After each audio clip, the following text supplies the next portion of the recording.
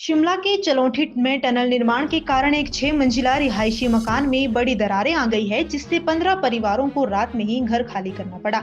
ये परिवार कड़ाके की ठंड में सड़क पर आ गए हैं। मकान के अलावा ढली संजौली बाईपास सड़क में भी दरारें आई है, जिससे वाहनों की आवाजाही रोक दी गई है। इसके अलावा देर रात होटल भी खाली करवाया गया, जिसमें पर्यटक काफी संख्या में रुके हुए थे, जो कि रात को ही वहां से निकले। रात को एडीएम भी मौके पर पहुंचे और प्रभावित परिवारों को वहां से किसान भवन शिफ्ट किया गया। स्थानीय लोगों का आरोप है कि टनल निर्माण के दौरान ब्लास्टिंग और बड़ी मशीनों के इस्तेमाल से घरों में दरारें आई है। उनका कहना है कि 3 दिन पहले ही दीवारों में हल्की दरारें दिखने लगी थी, लेकिन निर्माण कंपनी और प्रशासन ने कोई कार्रवाई नहीं की। फिर एनएचआई के कारण यहाँ पर हो चुके हैं। जैसा कि आप देख रहे हैं कि रात के 11:30-12 बजने के आसपास टाइम हो चुका है और ये जो ढली बाईपास चलौंटी रोड है, यहाँ पर जो टनल के कारण जो निर्माण हो रहा है 4 लाइन का, उसके कारण 5-6 बिल्डिंगों को रातों रात खाली कराने के आदेश दे दिए गए हैं। जबकि ये आज का मुद्दा नहीं है कि रोड बन रही है। रोड बनते हुए यहाँ पर 1.5 से 2 साल हो गए हैं और हम लगातार पिछले 1 साल से लगातार एनएचआई वालों को आगाह कर रहे हैं कि जो आप ये काम कर रहे हैं, इस काम करने से जो हमारा नुकसान हो रहा है, घरों को, बगीचों को,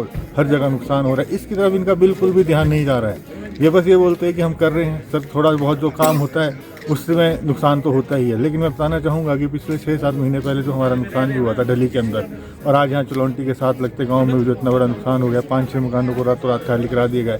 ये कौन सा इन्होंने आज ही बोला कि मकान खाली करने को बोला? वर्मा कॉलोनी से मुझे पिछले 1-1.5 महीने पहले भी फ़ोन आया था कि हम रात को सो नहीं पाते हैं, ब्लास्टिंग की आवाज़ आती है। इसका मतलब लगातार ब्लास्टिंग कर रहे थे, जिससे ज़मीन बैठ रही है।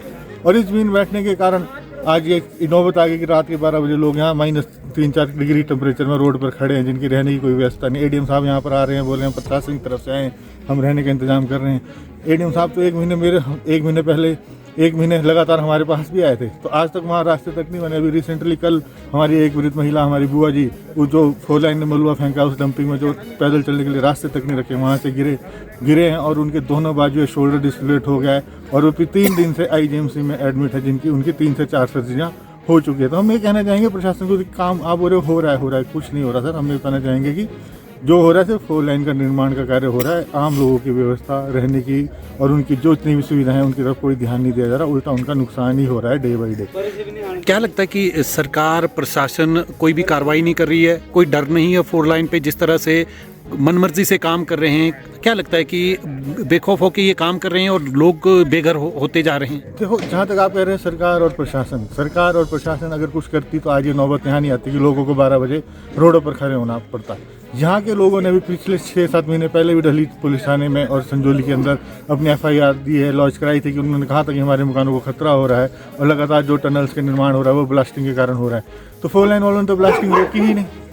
अगर वो ब्लास्टिंग करना रोक देते या किसी और टेक्निक से काम करते तो आज इन घरों को खतरा होता ही नहीं। कुछ दिन पहले दिल्ली से भी टीम आई थी, जब ढली में अपने बट्टा गुफर में रोड बैठा था, तो वहाँ पर भी उन्होंने क्या रिपोर्ट बना के थी, पानी की पाइप लीक हुई, उसकी वजह से पूरा वो जगह बैठ गई और बस बैठ गई। तो हमारा मानना तो है कि पानी की पाइप तो तब फटी होगी जब नीचे से ज़मीन हिली होगी, अदरवाइज तो पानी की पाइप तो इतने सालों से चली रही होगी, उससे थोड़ी ना नुकसान होना था वहाँ पर। तो मैं ये कहना चाहूँगा कि प्रशासन और सरकार का इस ओर कोई भी ध्यान नहीं है और उनको भी पूरी तरह से निगलेक्ट कर रहे हैं। वो भी मतलब आम लोगों की तरफ उनका कोई ध्यान नहीं। कितनी FIR करवा चुके हैं आप? मैंने 4 FIR करवाई है, उसमें अभी तक कोई भी कार्रवाई आगे नहीं हुई है।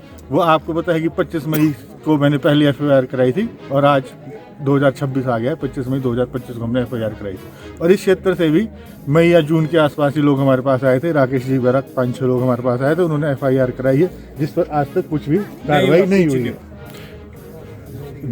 जो टनल बनाई जा रही है, ये कहते हैं कि हम सही तकनीक से बना रहे हैं। वे सही तकनीक से उन टनलों का निर्माण कर रहे हैं, तो ये जगह ही क्यों बैठ रही है?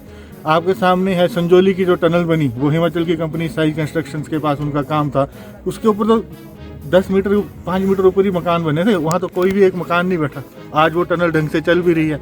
उन्होंने भी तो किसी टेक्निक से ही काम करा होगा। उनकी टेक्निक और 4 लाइन की टेक्निक में इतना कितना फर्क है कि यहाँ पर मकान बैठ रहे हैं जहाँ ये काम कर रहे हैं, और एक जिसके ऊपर हजारों मकान सिमेट्री में बने पड़े थे, वो टनल से कोई भी एक मकान नहीं बैठा था। इसका मतलब उनकी टेक्निक सही होगी, इन्हें काम करना ही नहीं आ रहा। सर, हमारे मकान के नीचे से टनल जा रही है, तो उसकी वजह से हमारे मकान के नीचे क्रैक्स आए हैं। तो हमने कंप्लेंट भी की है, वो वहाँ से आए भी थे, लेकिन उन्होंने बोला कि यहाँ खतरे वाली कोई बात नहीं है, आप घबराओ मत, पिलर में कोई दरार नहीं आई है, सिर्फ दीवारों पे आई है।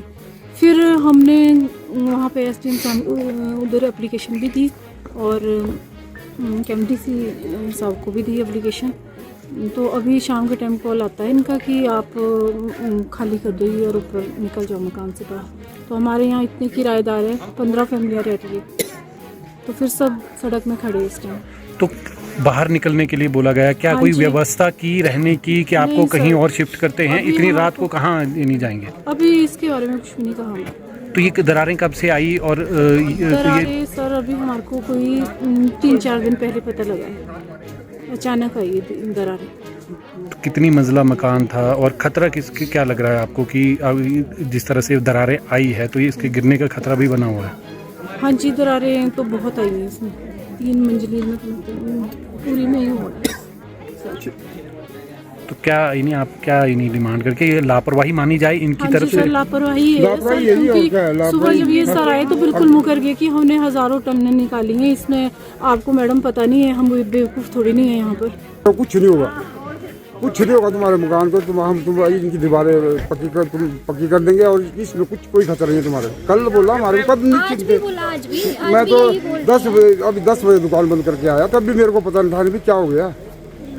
कल हम इनके भरोसे रह गए, भी ठीक है जी ठीक है, हम तो सो जाना था आराम से, और सवेरे को सब मिल रहा है मकान? ये तो शुरू से हो रहा था, जब मतलब दीवारें ऐसे काम पड़ी, दरार नहीं आती थी, दीवारें ऐसे कामती थी बुरजरा, हिलना का सारा मकान, रात को नींद खुली। क्या सरकार से क्या इन्हें आपकी डिमांड रहेगी? इनके ऊपर कार्रवाई होनी चाहिए? कार्रवाई होनी चाहिए इनके ऊपर, कार्रवाई होनी चाहिए। मान तो जो जिंदगी ने कमाया, आज 70-72 साल की उम्र है, तो यही लगाया हुआ सारा सब कुछ।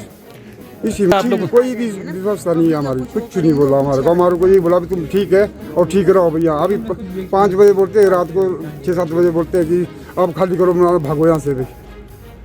तो टाइम में आप लोग कहाँ जा सकते हैं? अब रोड में खड़े, रहने का इंतजाम किया है कुछ नहीं है, कोई इंतजाम नहीं, अब रोड में खड़े। प्रशासन की तरफ से कोई पहुंचा है यहाँ पे? कुछ नहीं, कोई नहीं पहुँचा है, कुछ नहीं, कोई नहीं।